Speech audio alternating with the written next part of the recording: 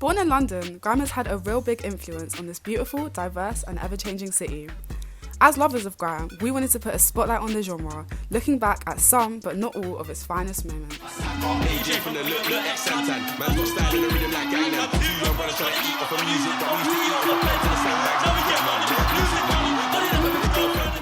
Yeah, my name is Pemba. I think it was an amazing, iconic moment and a crowd to see, for Alex to experience, and I'm sure it was an amazing experience for Dave as well.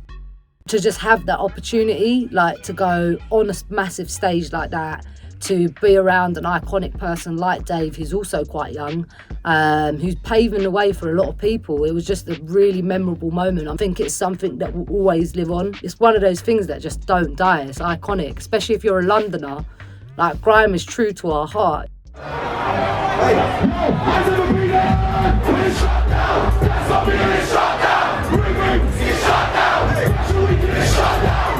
My name's Dresden. I've basically been working in PR and music for about 10 years. The agency that I worked for before I kind of went freelance, we did a lot of work with Skepta. So for example, like the Skepta Shutdown show, which was like basically like a car park show in Shoreditch, which we announced like 2 hours before.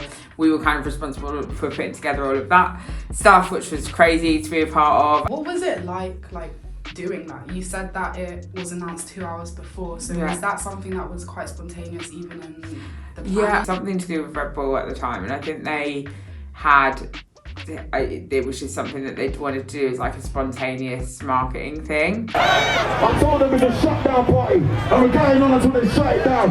The police. I think that show really captures like the energy of Grime, whether it's, you know, from 15, 20 years ago, or from whether it's something that's, you know, it's so centric to this city's culture and what everything London is all about.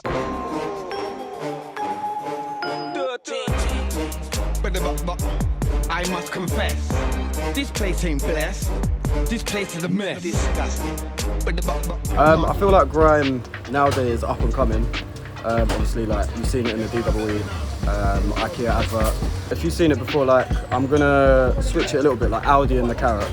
Like, you've always got that kind of childish vibe to it, but then obviously now you've got Grime making an impact on mainstream rather than just being underground. More and more people are just listening to it and they connect with it because they talk on like real life, like backgrounds and stuff like that.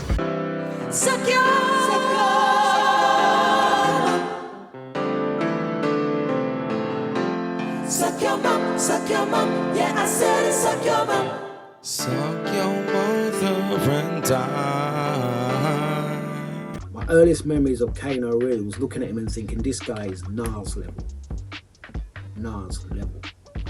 But it was kind of like back in 03, 04, when we first started hearing his name about, I was like, no, this scene ain't ready for Kano, you know? Yeah. His lyrics, his expressions, his metaphors, how he performs, his stage presence, the scene had to catch up to him.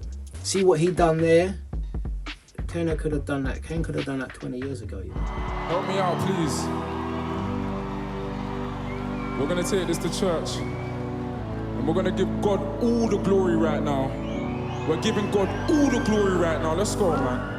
I remember feeling FOMO because I couldn't be there. I watched every single second because I was just so invested, and I know it was such a highlight at that moment as well for a Grime artist to headline Glastonbury.